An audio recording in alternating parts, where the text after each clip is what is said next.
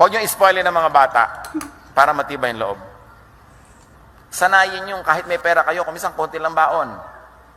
Hindi laging lahat ng gusto nilang latest gadgets, binibigay nyo. Dahil maraming kabigo ang naghihintay sa kanila, kailangan nyo silang pag-practicein. You will not always be there to protect them. Ang ipamana nyo sa kanila, matibay na loob. Hindi maigagapi ng anumang bagay. Ecclesiastes 3:1. Ang lahat sa mundong ito ay may kanya-kanyang panahon, may kanya-kanyang oras.